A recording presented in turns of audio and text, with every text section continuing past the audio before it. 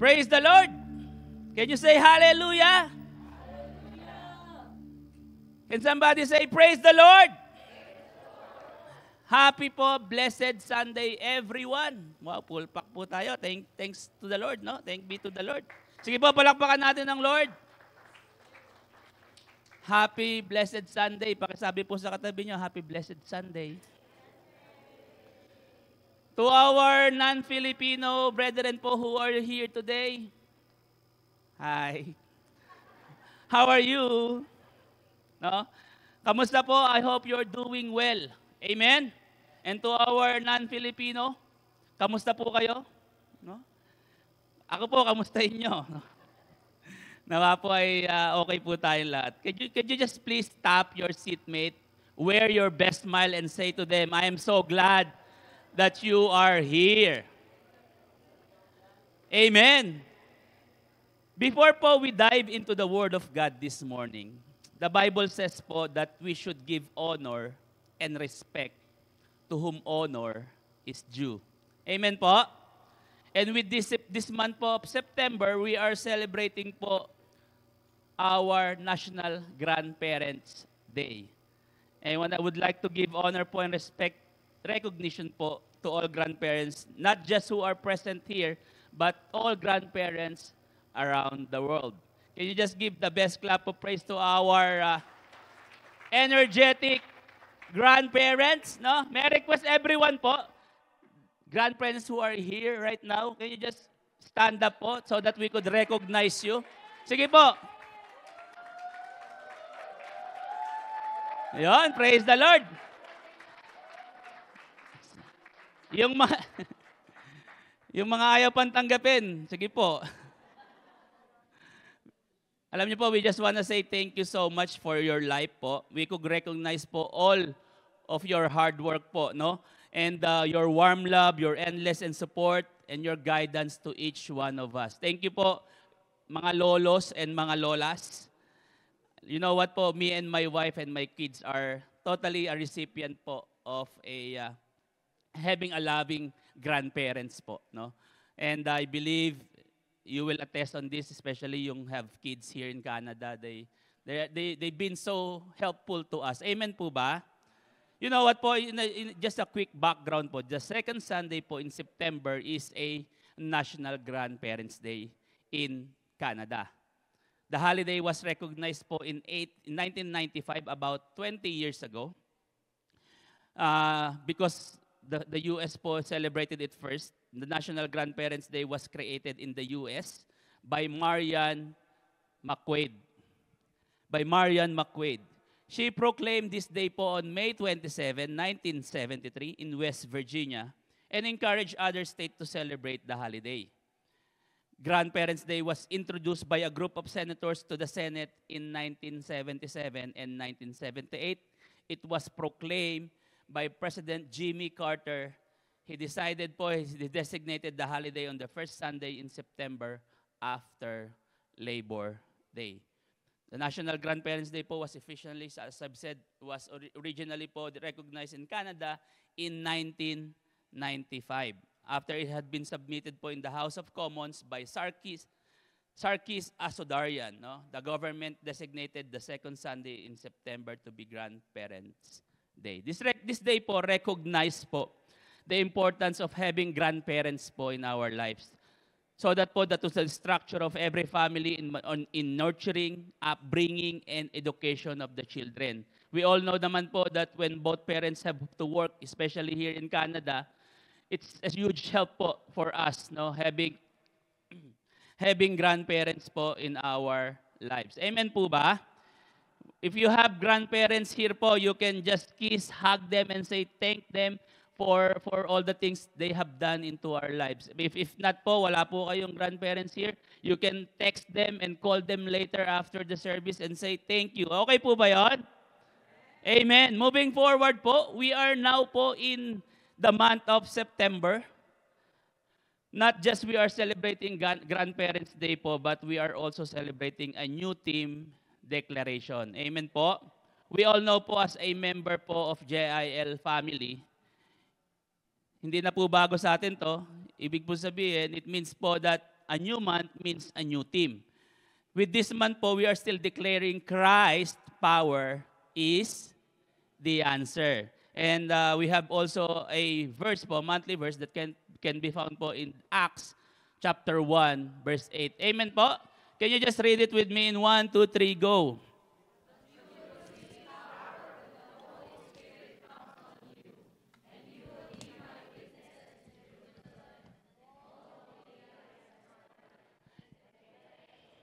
Amen. Praise the Lord. Is anyone na po dito among here who had experienced the Christ power into your lives po? Anyone who experienced or now experiencing the power of Christ? Amen po. That even you have, you are in the season of testing. I believe that God is going to give you comfort because Christ's power is in you. Amen.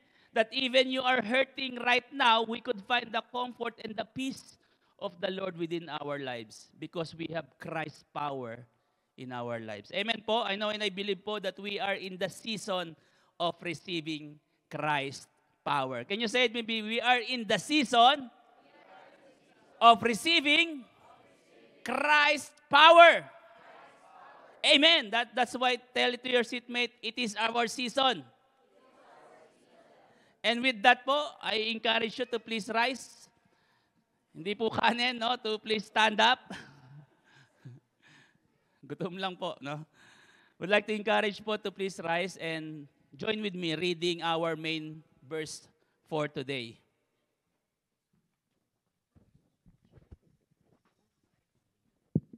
Praise. That can be found po in Matthew 9:35 to 37 in New King James Version. In 1, 2, 3, go.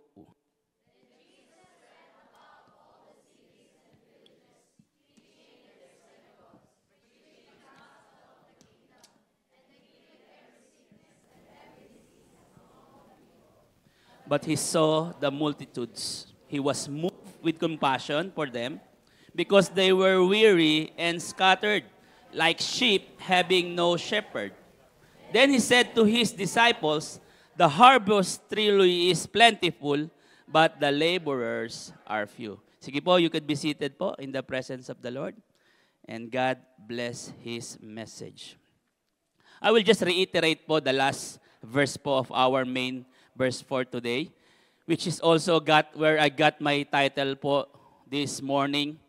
Sabi po dyan, then he said to his disciples, the harvest is plentiful, but the laborers are few. With that po, I use it as the source of my preaching this morning and entitled this morning po, Laborers for Christ, the season of plentiful harvest. Can you say it with me po? In 1, 2, 3, go. Laborers for Christ, the season of plentiful harvest. Do you believe po that we are in the season of plentiful harvest? Amen?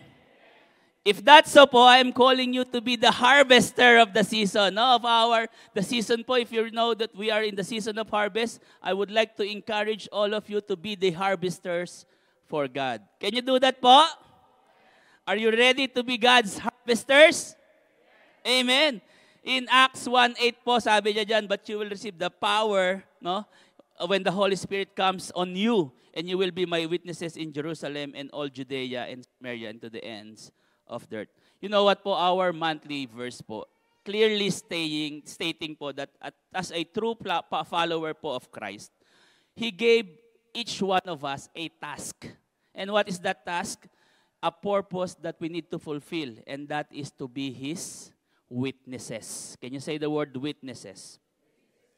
My question this morning po, are you ready to accept that purpose in your life?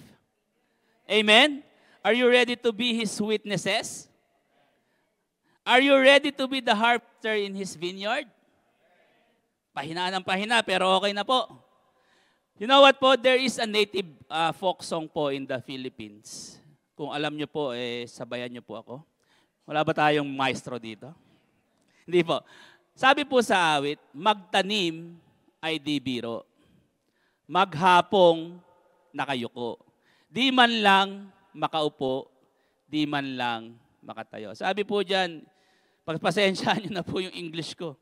Una ko pong sabi yan, that planting crop is not a joke. No? Magtanim ay di biro. No? Konti lang. You must bend all day, you can't even sit, and you can't even stand. It is a song po of hardworking farmers who are planting rice in the Philippines. We all know po that being a farmer is so difficult job. Amen po. That's the song po. Sabi nga po dyan, you must bend all day. You can't even sit, and you can't even stand. No? The song simply means that planting crop is so difficult, very challenging, very tiring, and very exhausting. While planting crop is not that easy, we all know that farmers are not guaranteed to have a great harvest after they planted crops. Amen po. Sino po mga farmers dito? Amen, no? Even though you toiled so much in the sun, you're not guaranteed to have a great harvest. Amen po. Because there are some factors that affects the harvest. Can you say the word affects? Like storms. Especially po in the Philippines, we are so prone po of typhoons. I believe average 20 a year typhoons, no? In our country. There are also unwanted weeds that affect the growth of the crops, and many more. And it's so unfortunate po that leads farmers to frustration. Sino naman po hindi mapuprostrate, ano? After you toiled so much and you have not guaranteed to have a great harvest. After that labors po and sacrifices they did, it will just turn into nothing. So frustrated po, no? So frustrating. Same thing po with us, being the laborers of the Lord. It also become a frustration to each one of us that after doing the hard work, like equipping ourselves to share the gospel or inviting them to the church or investing them in follow-ups po, no, and many more, and at the end of the day, we are still not guaranteed if they going to say yes to us. Who among you here experienced that po? That you invested so much time on that person, and after it, at the end of the day, they will not come into the church. Amen po. After that hard toil, yung ating po nawa, the things that we did po, no. After that, and you are not guaranteed to they come to the church, no. They are not guaranteed po. And at the end of the day po, sabi ko nga, yes, it's so frustrating and discouraging sometimes, but I believe po, because we are declaring Christ's power, we will have this Christ's power to empower us, that we will receive His power to able to continue the task He has given to us, to be His laborers and to win soul for Christ. Do you believe po on that having this Christ's power, even though we're frustrated, inviting people, you will still have this eagerness to invite people? That is why po this very morning, allow me to share to you some reasons po why there are significant shortage po of laborers in God's vineyard. Do you believe po that there's a significant shortage po in God's vineyard? And how can we able to ignite them and revive people who are so frustrated inviting people? And go directly na po ako sa aking pong first point, why the laborers are few. Can you say the word few? Sabi po dyan, then he said to his disciple, the harvest is plentiful, but the laborers are few.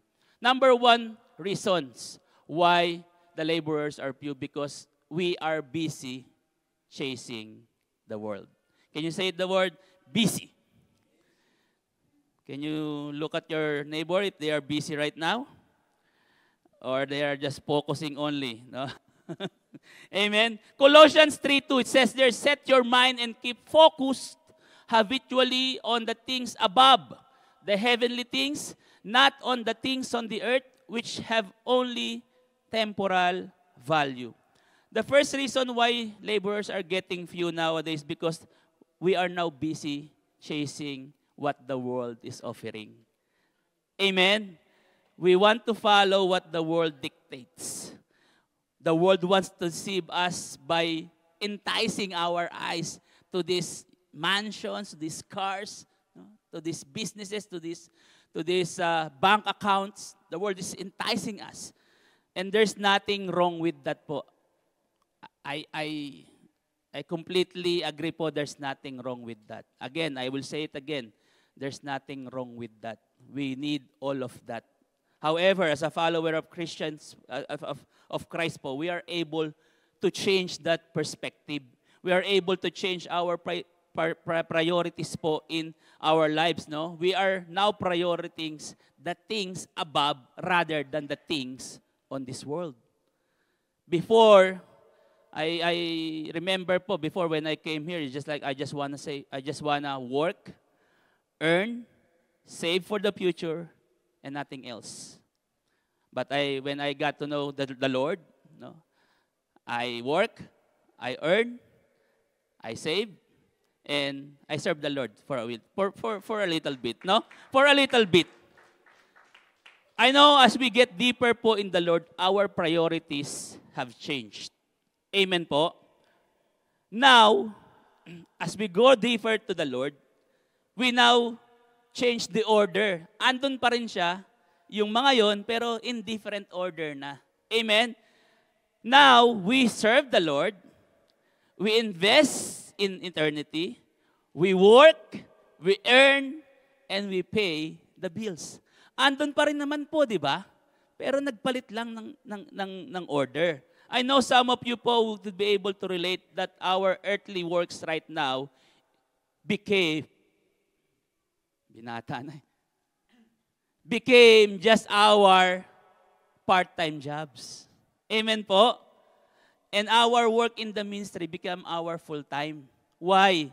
Because we know that investing material possession, we know po that investing material possessions are just temporary. It says in the verse po, which have only temporal value. And unlike po sa ating pong we are investing right now, it's for eternity. The things that is above. In Matthew 16, 6, 19, 20, it says there, don't store up. Can you read it with me in 1, 2, 3, go.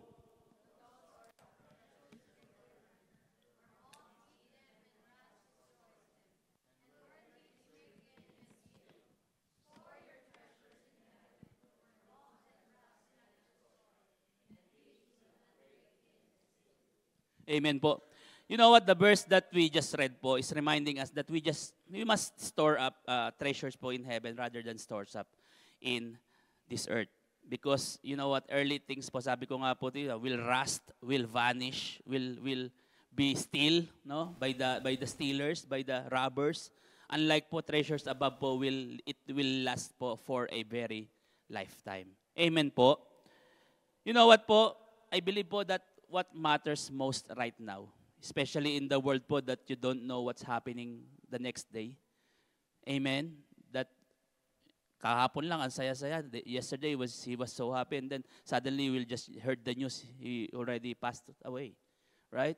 That's why it's so important to have this knowledge that you have to store up treasures not here on earth, but in heaven above. Amen po?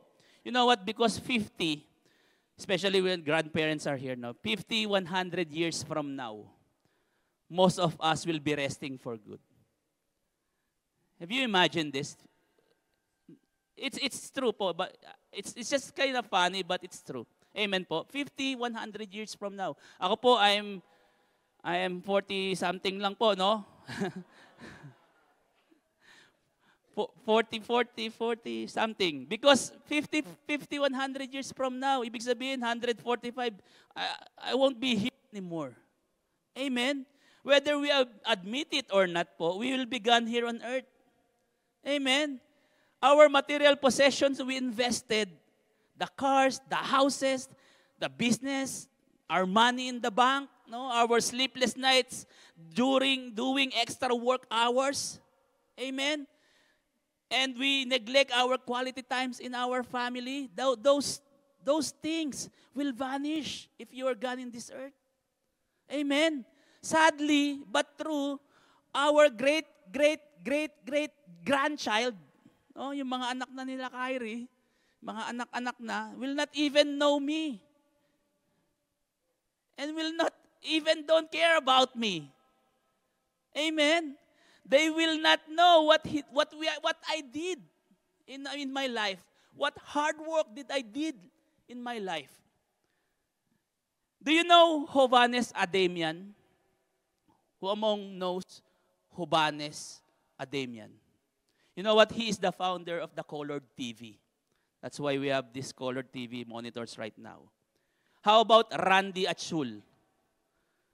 He was a toy developer back in the days and later invented the disposable telephone. How about Christian Frederick Martin? Kilala niyo po? We don't care, right? But he invented the modern flat-top acoustic guitar in 19th century. Do you know them? Do you care about them? No. Amen. What I'm saying all of this, why I'm saying all of this, church? Listen, yes, I could say that they worked hard for their craft, no? And had some great contributions in our generations. That's why we have TV, we have cell phone, we have instruments playing here right now.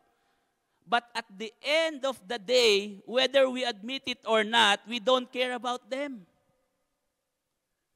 We liked about the product they made, but with them, personally, I don't care. We don't care. You know what po? I don't know what happened to those persons. I don't know where they ended up. And I just hope that they ended up in heaven. You can never tell po the Lord in the day, in judgment day. You can never tell to the Lord, oh, when the Lord asks you, what did you do when you're still alive? Amen? He will say, oh, I invented the guitar. Baka sabihin po nila, so what? Amen? Oh, I invented the phones. I invented color televisions. Amen? Or in our case po, I worked overtime. Sabi ng Lord sa'yo, what did you do when you're living here on earth? Oh, Lord, I worked overtime so that I could have these cars, these mansions. Oh, I am busy pursuing my career. I'm busy with my careers right now. I'm so busy scrolling on my phones. I'm busy sleeping right now. Busy. I'm so busy. Again, sorry to hear this, no? Ako rin po while I'm studying this message po, I was hurt. That doesn't count to the Lord. Sabi nga, filthy rags. We are just filthy rags. I'm sorry that it might hit all of us hard with that statements, but I believe po there are no exemptions even as Christians po. There's no exemptions even as Christians, but at the end of the day, what matters to the Lord is about our earthly achievements. It's not about earthly achievements, but it's all about doing what purpose He is intended for you to do. Amen. And that's more important, our eternity in heaven. And what is that po? To be the witnesses. Sabi nga po, to be the witnesses in His kingdom. I'll say it again po, there's nothing wrong. Pangilang sabi ko na po to, there's nothing wrong with material possessions we are achieving po, no? We want. But again, in fact, the book of Jeremiah po, sabi nga po ng Lord, His promise is to prosper and to give us a better future. Amen po. Promise niya sa atin yan. That's God promises to prosper us. Those things po are essentials. Sabi ko nga po, it's so important. Sabi ko last time, imbis na YOLO, you only live once, make it YODO, you only die once. And make it account for the Lord. Amen. There was a story po of two young boys stole a large bag of oranges. Napakadami po, siguro nasa 10,000, no? Oranges po from a neighborhood. They had decided to go on a quiet place po to share them equally.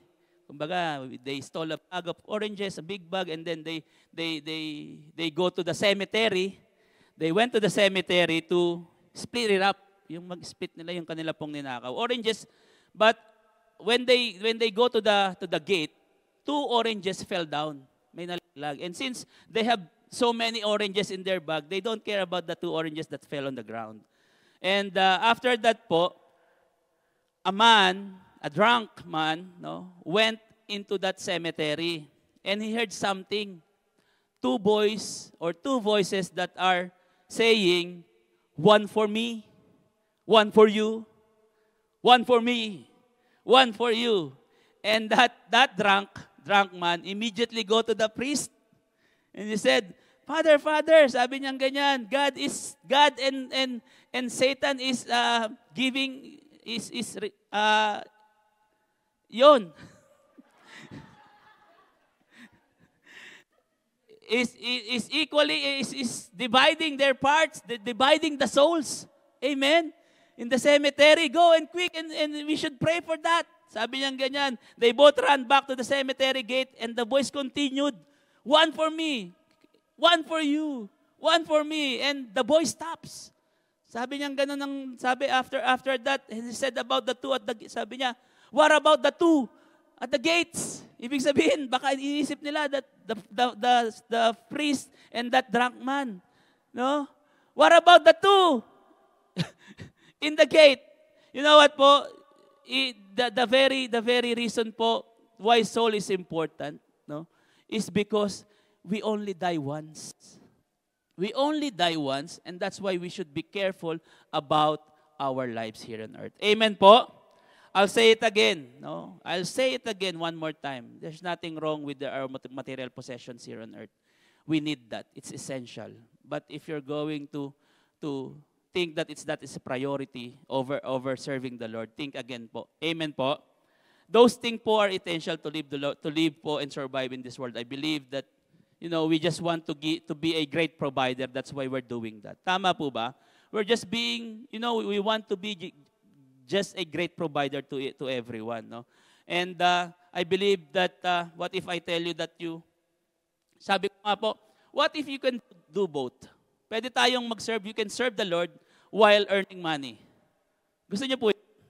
Who among you wants that? You could do both. You could, amen. Sige po, praise the Lord. Because sometimes we think that if we're going to serve the Lord, we cannot earn money. Because it will take off of our time. That's why we don't want to go to the church. We don't want to serve to the church because it's keeping us busy. Amen? What if I tell you can do both? Will you go for that? Amen. Syempre, yes, amen. Matthew 6:33. What it says here. But above all, pursue His kingdom and righteousness, and what? All these things will be given to you as well. Pwede pala, Brother Ron eh. It can do both. Amen. I believe po that if we prioritize the Lord, He will prioritize us also. If we want these things and we delight ourselves to the Lord, He will give you the very delight of yourself as well. Amen po. It was clearly said to the verse that we just read, pursue His kingdom or serve into His ministry, and all these things will be given unto us as well. I believe that there are people here. Bakit ko po nasabi ito? Why did I say this? Because I could clearly see in this church that they could do both. It is not just about, the Bible. It is happening here on church. That there are people working, that there are people having business, and yet they're still serving the Lord. How about that, church? No? There are workings here. There are workers here. They are earning as well. They are acquiring material possessions here as well. But they are serving the Lord. You know what? We are just having this prioritization. No? Can you say the word prioritization? It's all about contentment. Sometimes the reason why we couldn't do both, serving and earning, because we want more. Do you believe in that po? Can you say the word, we want more? There was a story po, a fisherman story. A rich businessman observes a fisherman in a village. He was unusual. He normally doesn't fish too much. He just fished enough for his family to feed and to sell, a little to buy things. No? Ibig po sabihin, he doesn't go fishing a lot. He just need this much or enough for his family. He normally sees the fisherman early near the seaside while relaxing, enjoying, while eating with enough food with his family. While his fellow fishermen po, on the other hand, came late to fish more because they want to have more in their family. Did you get the point po? The other fisherman po was just fishing half day because he just need enough, more than just enough for his family to feed, paying the bills, and do some relaxation after that. And the other hand po, other fisherman is just like they're working late, they're working hard, they came home late and they don't have quality time anymore with their family because they're working late, because they want more. Amen? The next day, this businessman po, he said to the fisherman, sabi niya, why don't you fish more? And then, sabi ng fisherman, and then why? Sabi niya ganyan, because you could still earn more if you fish more. You get the logic po? You fish more, you get more. Amen? The next day, sabi niya ganyan, but the fisherman said, I don't like it because I have enough. But the rich man said, no, you don't. Because if you fish more, you could buy a boat. And the fisherman said, and then, no? Because if you fish more, you could buy a boat. Sabi ng fisherman, and then. Can you say to me, and then? Okay. Kailangan ko po kayo. But the rich man said, no, sabi niya, if you catch more, you can hire workers and you buy more boats. And the fisherman said, galing.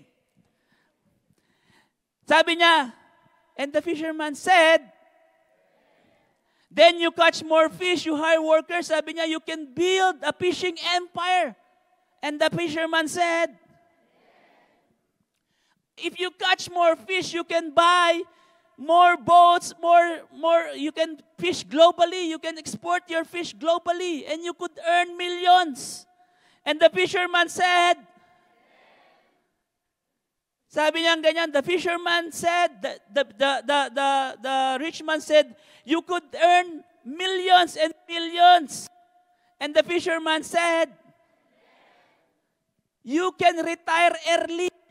You can spend more time with your family. You can eat together and enjoy with your family.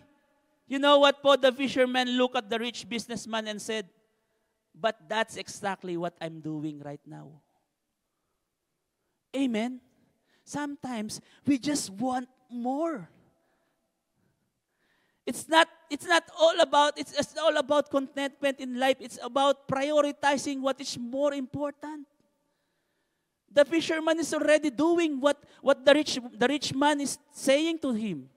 Amen. Sometimes it's just like we're doing something and he said, oh, you can do more. No, I don't want it because I have enough.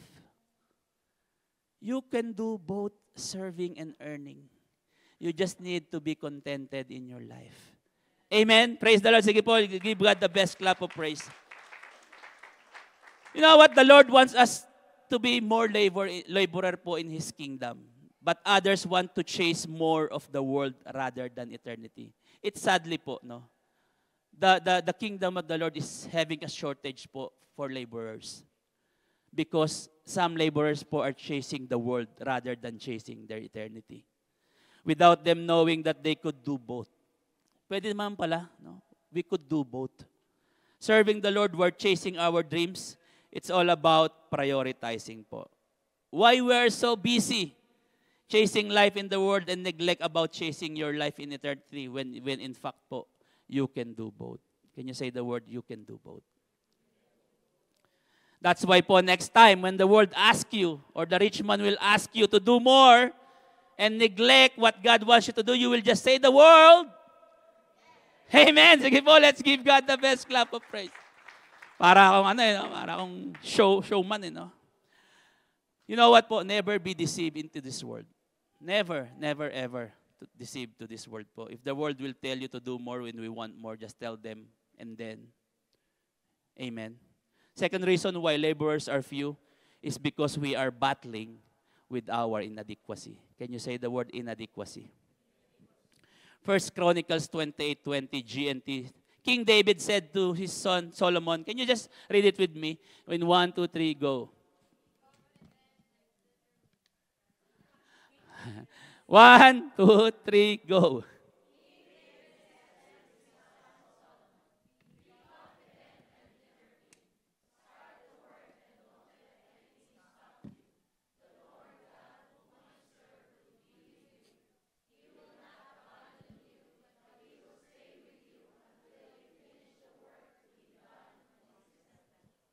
Praise the Lord. Again, you know what po? Serving the Lord is very, very challenging. Amen po. This verse po is where King David encourages his son Solomon to be confident. Can you say the word confident? Are you confident right now? Or are just, you know? This is where King David po encourages po the son of Solomon po to be confident as he, undertakes the task of building the temple of the Lord. The verse emphasizes po that Solomon should not be afraid or discouraged because God will be with him. In all the things that you will do, if God is with you, don't be discouraged. Don't ever feel that you are inadequate because God will not leave you and not forsake you, no, until the work is done and finished. That's why we are, if our pastor and our leaders here in church, go this and do this, don't say no, say yes to the Lord because He will be with us all the time. Because it's for His glory. Amen. Again, serving the Lord is very challenging. That's why workers tend to stop working in His vineyard. Fears and worries kick in that they don't have abilities to serve. You know what? Naramdaman nyo na po. Do you ever felt this one po that you are incompetent on the task that you have given to you?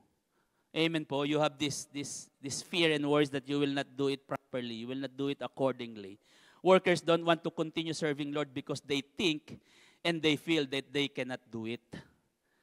They are inadequate for the job. They are not qualified. They are not skilled enough for the task. That's why some of the laborers po are beginning to quit. Amen? Does it seem familiar po ba to all of us, especially to those who are workers over here? That you feel that you are inadequate, you are not highly skilled for that job, that we don't want to our pastora. Every time pastora is asking, you have to do this. No, pastora, no. Sabihin nyo lang kay pastora, pass, no. pass, no. I remember when I assigned, dati po, it was way back years pa po when pastora asked me to do the closing prayer, and then suddenly po siya said, yes, Lord, sabi ko. And when half of the service po is on the way, bigla pong may dumating na non-Filipino brethren. Sabi ko po kay Batikon, palit na tayo. Because I cannot do it that time. No, actually, until now, I cannot speak in English, but praise be to God for His mercy and grace that I could, stand up here. I cannot do it po. Promise po. Napakita po ako. I cannot do it. That until now po, I just wanna ask Pastora, pass muna. Huwag niyo na sasabihin kay Pasyon, pass, no? Because I feel po that I am inadequate. I feel that I cannot do this job, this work of the Lord. Honestly po, I cannot do it. It's not me who's speaking here. I'm just using by the Lord as His vessel to share the gospel. I'm not bragging myself po. But you know what po, it's for the glory of the Lord. I know and I believe po every one of His, that you are here po, yung mga workers that are here right now, they will attest on that. That is not their power, that is not their abilities, because, we are inadequate, no? Inadequate po. Amen po. But praise be to God po, as the day goes by po, we are learning every day. Amen? As a matter po, what matters, Lord, to the Lord po is that we are willing to be used, and that what matters to the Lord. Are you willing to be used in His vineyard? Amen. Amen. Sige po, palakpakan natin ang Lord. About inadequacy. One more thing po, battling about with our inadequacy is that we are afraid of what will people might say.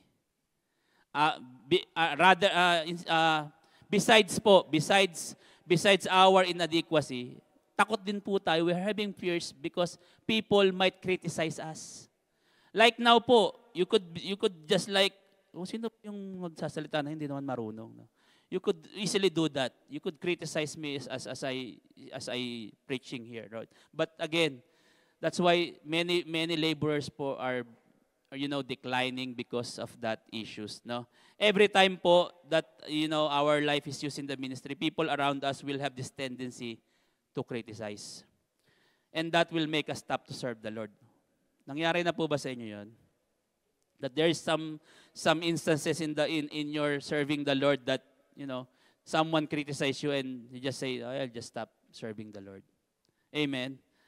But I believe po, if we will just be focused on the Lord and not on the world, we could be able to do what the Lord wants us to do.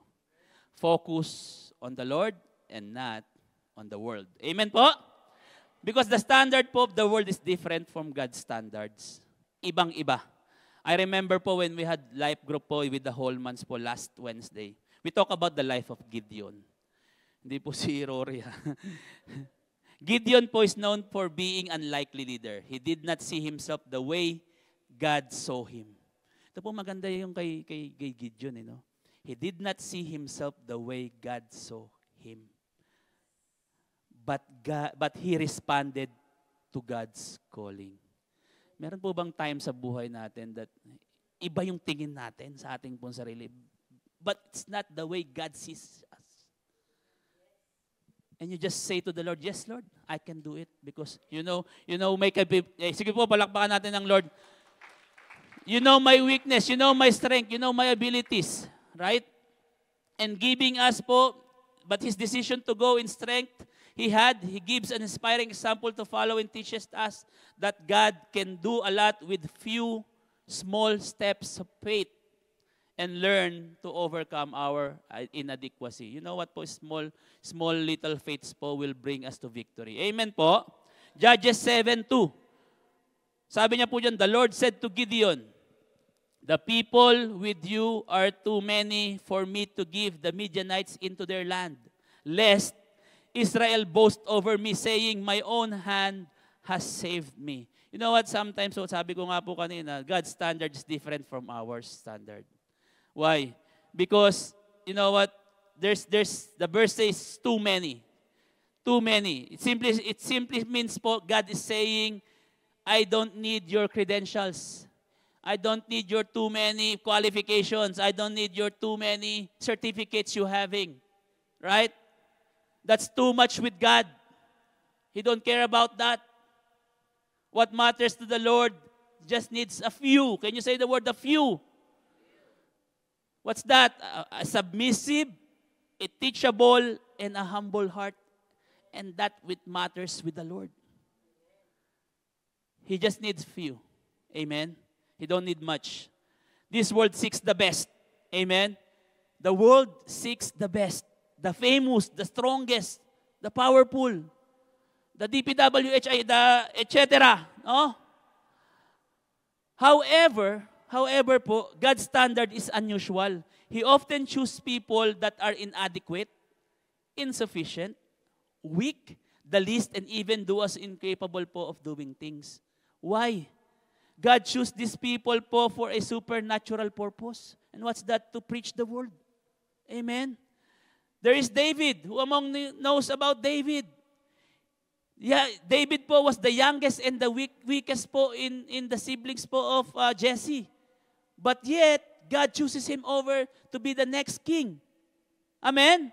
And there is Gideon, same with David. He is the weakest in the clan. But God chose him to lead the Israelites. You know that this passage shows that God thinks differently from the world. Imagine from 300 And from 2,000, 22,000 to 300. And how is that? God chooses po the least that no one could boast on the Lord. Amen? If you are hesitant po to be used in the ministry because you think that you are not qualified or you don't have enough strength and knowledge, you are the very target of the Lord right now. Imagine that. You say, I don't want to serve the Lord because I don't know this, I don't know that. You are the very target of the Lord right now. Why? Because He wants to use you in the ministry. Amen? Never allow po your inadequacy hinders us to be parts of God's plan for you. To be the laborers for the Lord. Amen po? We must never see ourselves how others see us. Rather, we must see ourselves the way God sees us. Amen?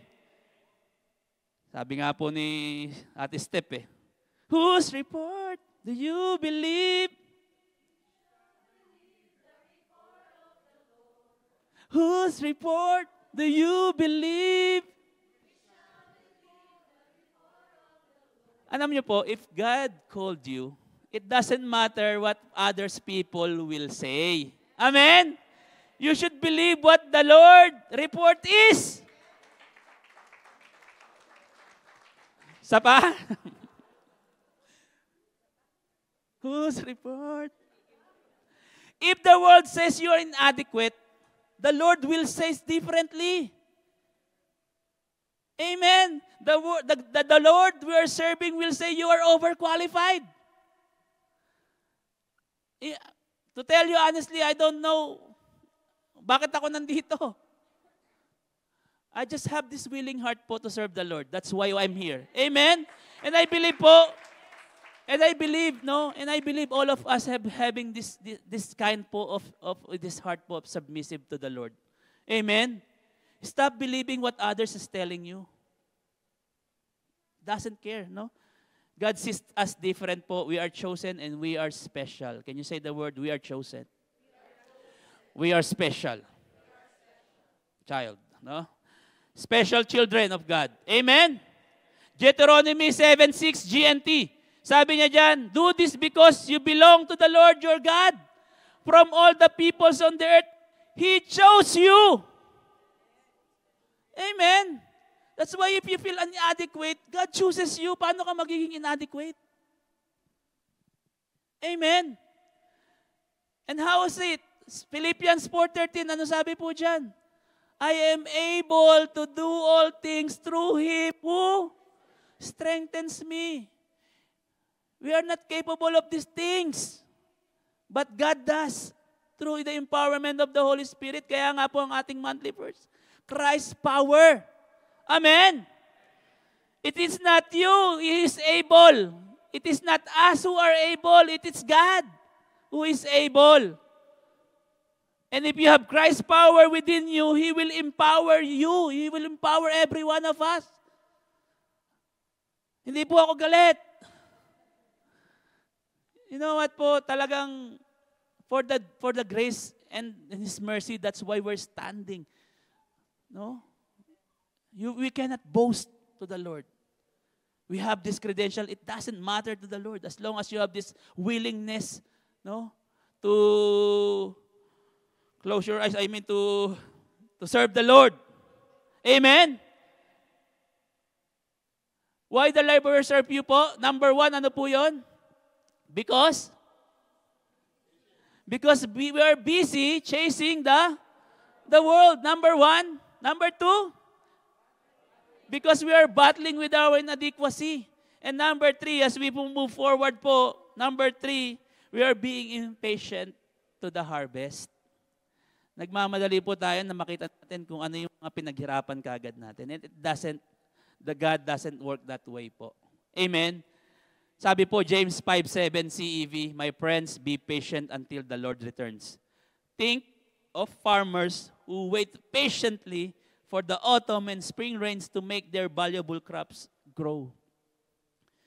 Sabi ko nga po, one of the hardest job in the world is being a farmer. Because it takes patience. Amen? Can you say the word patience? Farmers po, because farming po is a difficult task, no? It's a physically demanding job with long hours and requires a hard work po. It needs patience, a lot of patience. Kaya po, if you don't have patience, don't go to farming. Amen po? Kaya nga po yung mga farmers natin dito, i-test nyo po yan, mahaba pasensya niyan. No? You know what farmers po, how differ from the rest of the jobs? Why farmers po is differ from other jobs? It simply means po, una, because after you prep the soil, hirap nun, Brother Jess, no? Prep the soil, plant the seeds, water and nurture the crops, and at the end of the day, farmers doesn't guarantee that they're going to have a harvest. Hindi katulad ng mga workers natin, pumasok po tayo sa job. We go to our job 8 hours and then we get paid after that. But farmers are different.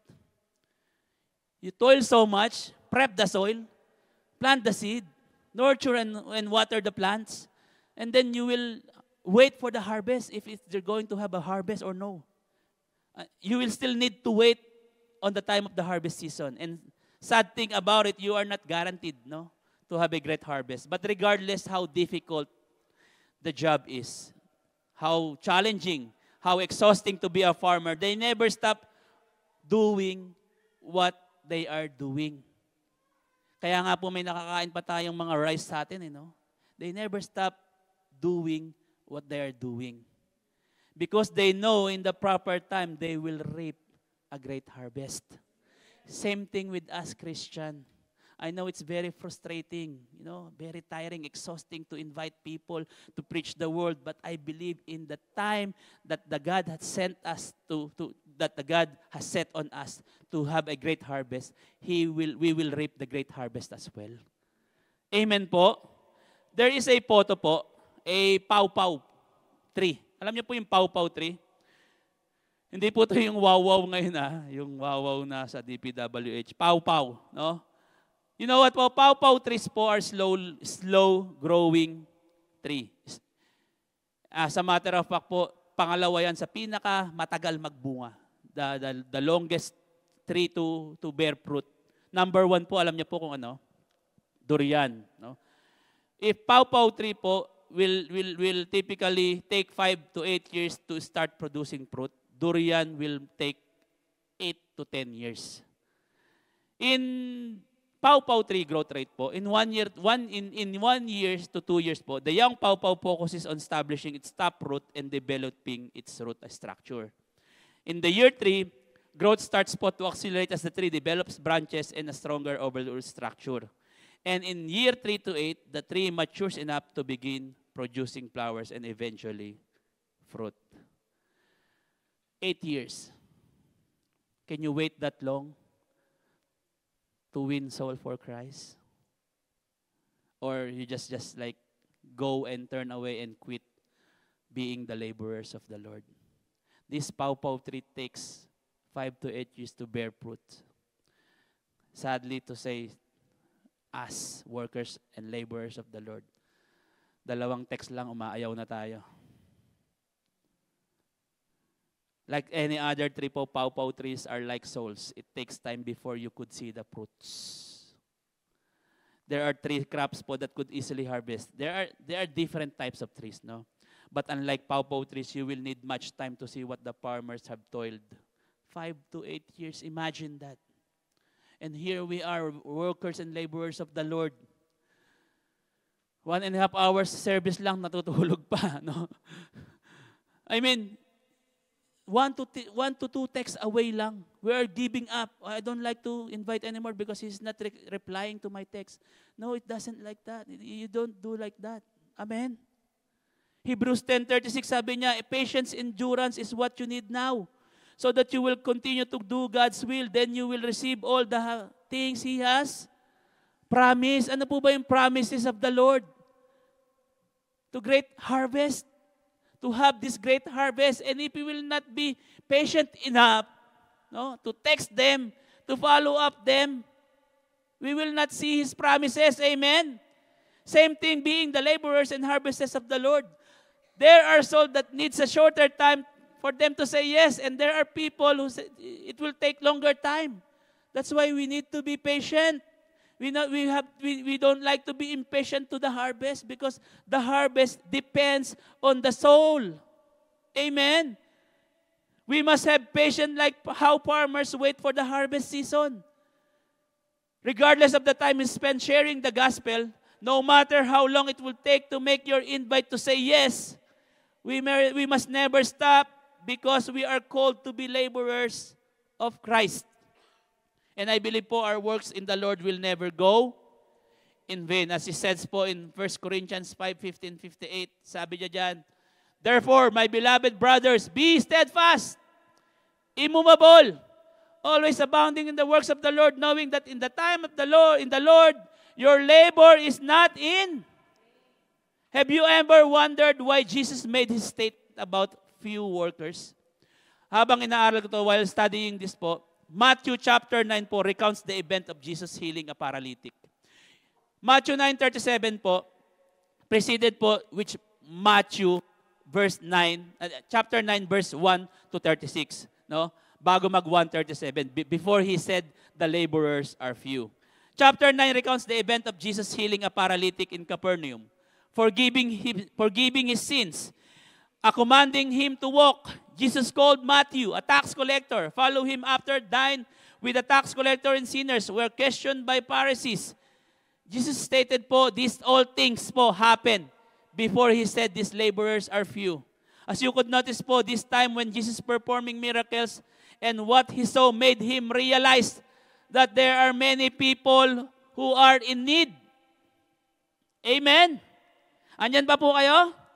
And what He so realized po, no, that there are people who are in need. And He needs someone to have the same burden that He had. Being a follower of Christ po, dapat meron din tayong same burden what God has, no? To be the helper po of the people who are in need.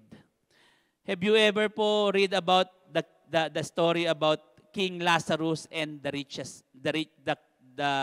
rich king and Lazarus in 16:19:31 po? It says po, the story of the highlights po several key themes po, including the consequences of indifference to the suffering of others as is illustrated by the rich man's neglect of Lazarus. Yung chapter 27 po to 31, it just fears me and worries me. Why? Because it says there in 27:31, sabi niya dyan, He answered, then I beg you, Father, send Lazarus to my family, for I have 5 brothers, let him warn them, so that they will not also become to this place of torment. Amen? Abraham replied, they have Moses and the prophets, let them listen to them. No, Father Abraham, he said, but if someone from the dead goes to them, they will repent. He said to them, if they do not listen to Moses and the prophets, they will not be convinced, even if someone rises from the dead. You know what po? My question this morning is, do you love your family? Amen?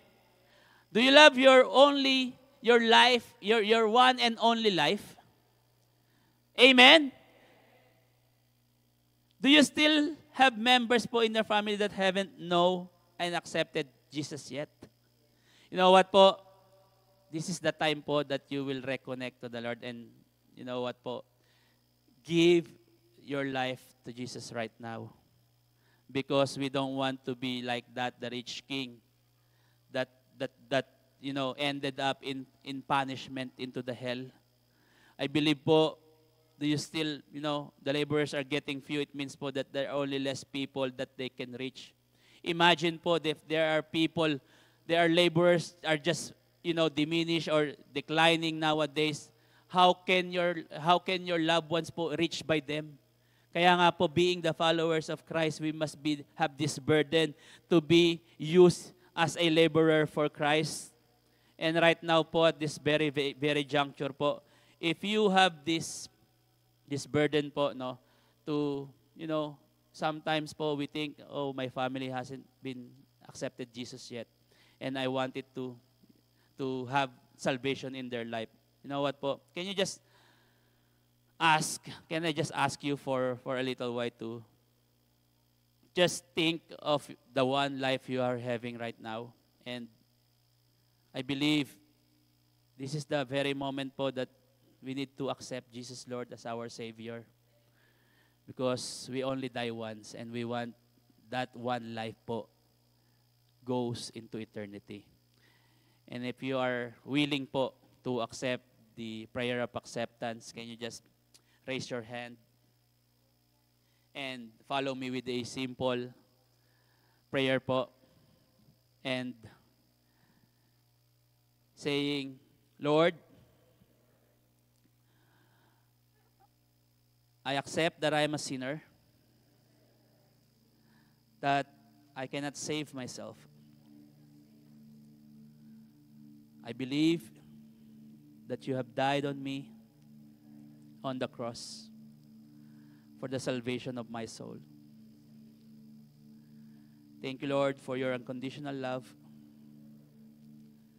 and to the blood you shed on the cross to redeem us from eternal punishment. And from now on, Lord, I will confess and will declare that you are my Lord and be my Savior and be my Master. Accept my prayer, Lord. Thank you for the gift of eternity. In Jesus' name, amen. You have heard po the people. I'm the one who will just pray po. You know their heart, Panginoon. Alam niyo yung puso nila. If they are really true to their words, Panginoon, I believe that you will grant them. You will give them the eternal life. You will give them salvation not just for themselves but for their family as well. Lord, salamat po at dalangin ko, Lord, move into their lives after this. Show your power into their lives that you alone can save them from eternal punishment, O God. Salamat po, Lord, and to you alone deserves all the praises, the glory, and honor. You know what po? Salvation po is very important po. Sabi ko nga po before, as I've said before, it's the other way around. If you will be in eternal punishment or eternal life in heaven, you will just choose. We only die once. Make it account po for the Lord. Alam niyo po, meron pong isang husband that went into the church, forgot to put his phone on a silent mode. And it rang so loud in the church. And the preaching of the pastor, while the pastor is preaching, the worship admonished the loud rang of the phone. His wife, after that the service, wife keep lecturing po habang pauwi sila. And his wife,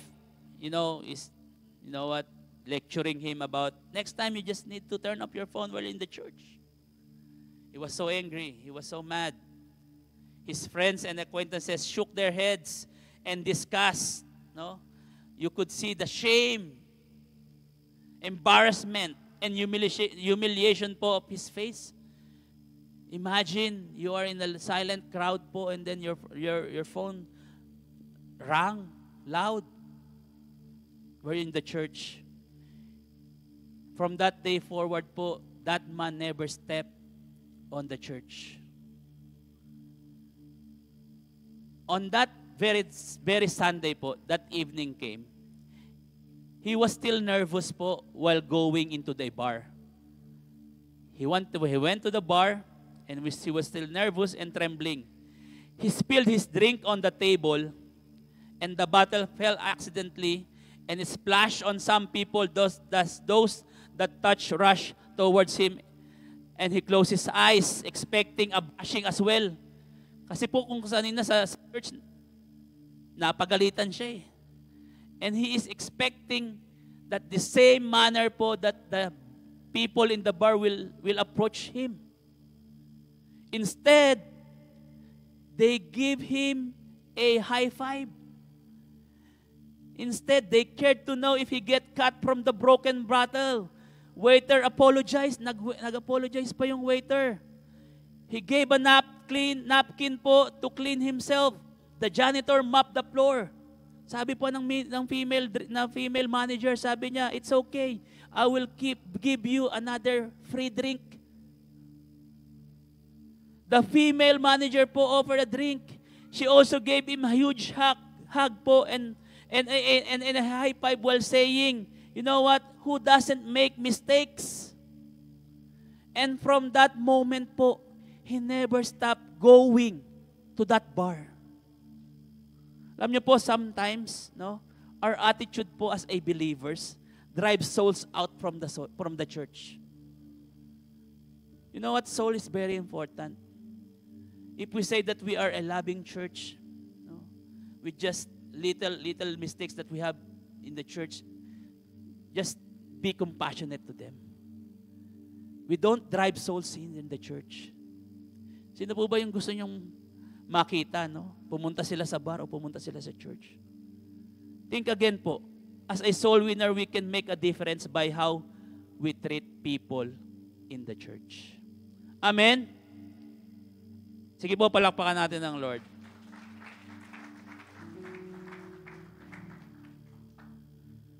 After we learn about po why the laborers are few, it's our task po as a follower of Christ to be part of being a laborer. Shortage nga po eh. That's why being a follower of Christ, we need to step in, we need to fill the gap po of having shortage laborers po in the church. How can we do that, Brother Ron? 3 bagay lang po as I end. Malapit na po ako. Number 1, be passionate to preach the gospel. How to be laborer for Christ? Just be passionate to preach the word. We'll never know. We'll never know when it's the time. We'll never know how the soul you're inviting, you're preaching will turn to Jesus. We'll never know. Only God knows. That's why we be passionate to preach the gospel. Romans 1:6 sabi niya dyan, for I am not ashamed of the gospel because it's the power of God that brings salvation. It is the power of God that brings salvation. If we are being passionate to preach the gospel, it is not us who will bring salvation to those souls. It is the Lord alone. You don't need to be you know what? You don't need to be a knowledgeable and a Bible scholar just to preach the word. No. Your life that is living righteously in the Lord is more than enough to a powerful sermon. Alam niyo po yung mga sinabi ko dito, you will never remember everything. But if you will have, great testimonies that you are living accordingly to the Lord, that matters most. Amen? Sige po, palakpakan natin ang Lord. You don't need to be a Bible scholar just to preach the word. No. Your life that is living righteously to the Lord, that's enough. Number 2, be compassionate to others. Ephesians 4:32 sabi niya yan, be kind and compassionate to one another, forgiving each other just as in Christ God forgave you. Like in the story we just heard po, no? Sometimes we are the one who driving them out in the church. Sometimes those souls are, driving out of the church because we don't have compassion to them. We are not perfect. We commit mistakes, and as a church members, as a church, as a believers of Christ, we must be the one to show this compassion to others po, to them. Amen po. This verse po urges po believers to show kindness and the importance po of forgiving each other by sympathetic help and love and one another. Salamat po na patuloy po yung ating pong church ginagamit as a channel po of winning souls, no? Because I believe yung testimony lang po sapat na to invite souls po in this church. Number 3 po, be mindful of the souls. Sabi po sa Proverbs 11, the fruit of the righteous is a tree of life, And he who wins souls is wise. You know what po? The end times are coming na po. Be mindful of those souls, especially our loved ones. We only die once. You know what po? How these three are connected? Ano po yung una? Be passionate to preach the gospel. And number 2, be compassionate with others. And number 3, be mindful of the souls. You know what? How these three are connected? It's all about winning souls. Can you say the word winning souls? Not just people around us, but most especially the people whom we love so much. If you have families po that haven't know the Lord yet, no, I believe this message po is for us, for every one of us. Me as well po, I have families po that haven't know the Christ. But sometimes po, I have this, this doubt that sharing the word to them. But I believe as I meditate this very word yesterday po, last night, the Lord is teaching us to, be mindful of them. Be mindful of them. Tayo saved na eh. We are saved already. How about our families? How about our loved ones? Alam niyo po, we need to have this burden bringing them to the Lord. Why? So that they are able to receive the salvation we have right now as well. Hindi naman pwede tayo save na, sila hindi pa. That's why we need to have this burden. Be mindful of their souls. That's why po, sabi ko nga po, it's very challenging, especially to our loved ones. But I believe we can't do it alone. We need the empowerment of the Holy Spirit. That's why we're declaring Christ's power is the answer. We will never stop so that we could have more laborers po, so that we could have plentiful harvest. You know what? If the laborers are just multiplied, imagine that the harvest is also multiplied kasi maraming gumagalaw eh. And that's what the message is all about this morning. We have an urgent call. We have this urgent call, no? To be the laborers for Christ. As a part po, my conclusion, we are God's laborers. Do you agree on that? As a follower of Christ, we are, hindi na question yun. It's never be a question to us. We are God's laborers. We have plenty of souls to harvest. Ang dami. You will be individually rewarded by God based on their labor, on our labor, not on the specific results, which are ultimately God's work. Sabi ko nga po kanina, it's not us to bring salvation to them. It is just our work to invite and share the gospel to them. 1 Corinthians 3:7-9 po as I end po. Sige po, let's stand po as we close. As my concluding verse in 1 Corinthians 3:7-9 po, can you just read it aloud with power and conviction? In 1, 2, 3, go!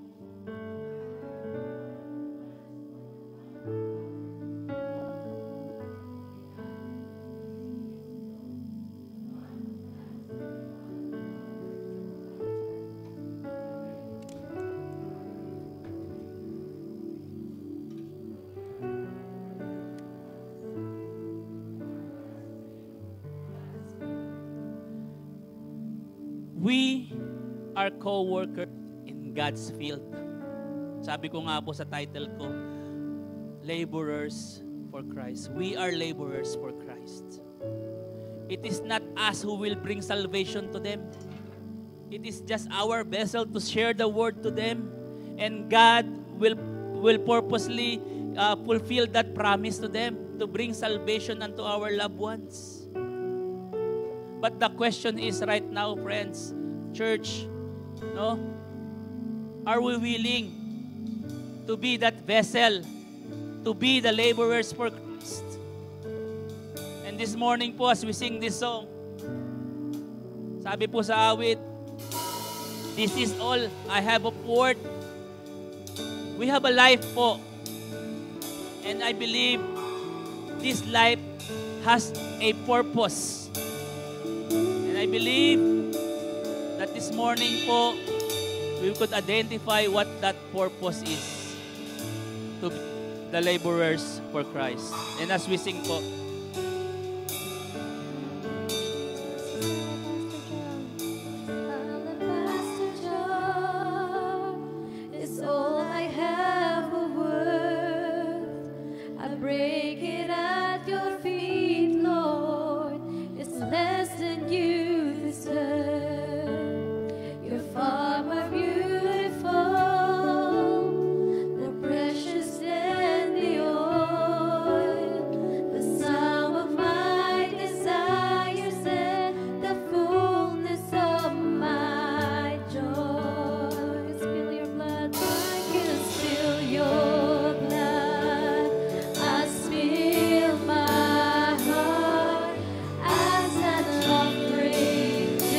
a very, very soft voice po says,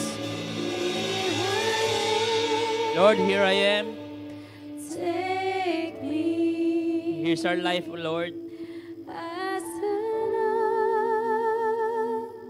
offering. Thank you, Jesus, for the life. Here I am. Hear us, Lord.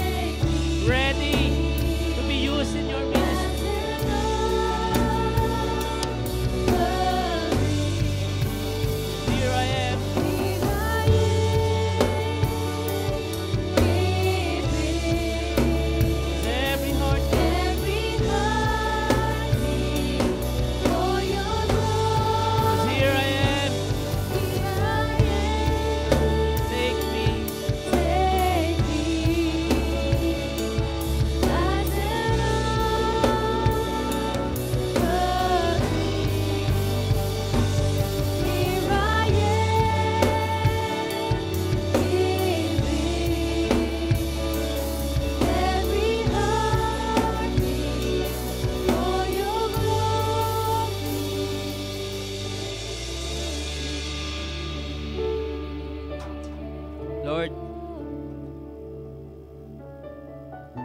we are here right now, Lord. We're offering this life to you. Take it, Lord. Take our offering, Panginoon. I believe that, Lord, that we don't have anything to offer you, just our life, Panginoon. A life that is willing to be the laborers in your vineyard. Take our life, Lord. Empower us, Panginoon, this very morning so that we could do the very purpose of our lives. Lord, let this life be a pleasing aroma unto you. We are your people, Lord, your worker, your laborer, and your harvester. However, Lord, there are times that it becomes challenging, tiring, and exhausting to be your worker, that often lead us to quit and go away from our calling. But this morning, Lord, I believe, I strongly believe, Lord, that you know all of these things, Panginoon.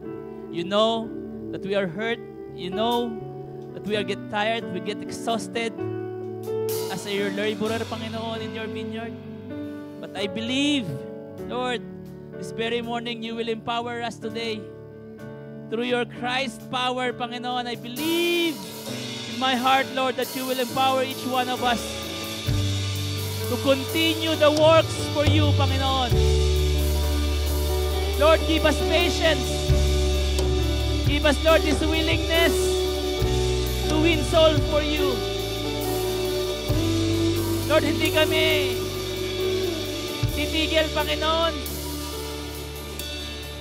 We will not feel discouraged. We will not be dismayed, Panginoon, if they will not say yes to us right now. But I believe in your proper time, Lord. We will reap those souls, Panginoon, for you. Church, as we bow our head, the very message po is very simple right in this morning po. The message po today is very simple. There are so many people po who needs our help.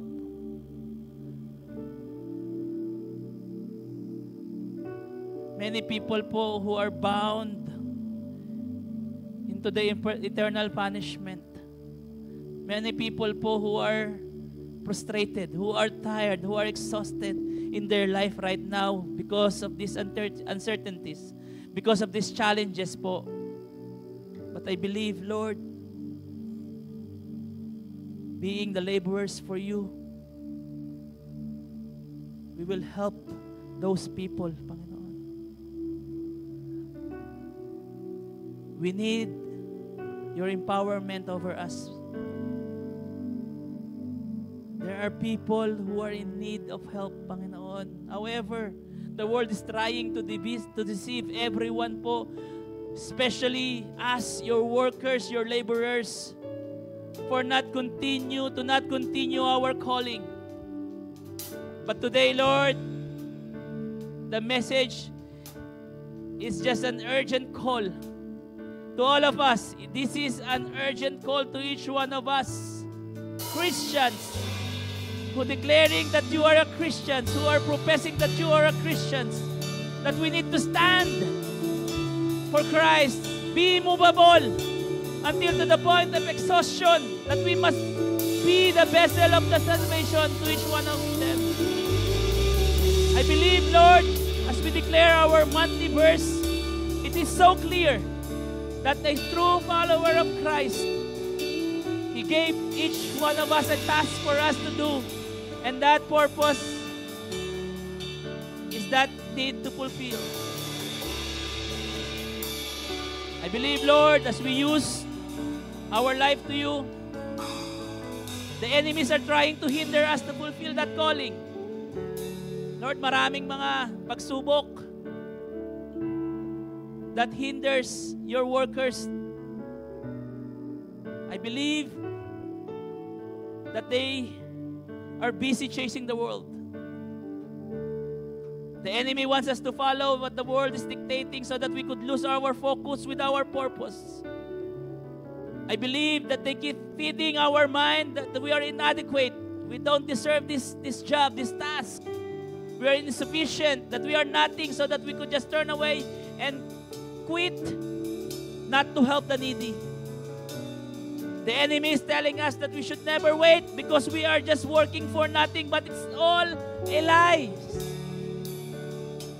We believe, Lord, but through your empowerment po sa buhay po namin, you will do these things, Panginoon, into our lives. The works of the enemies are so strong that we feel frustrated and discouraged sometimes, but I believe Christ's power is stronger and more powerful than any of these things.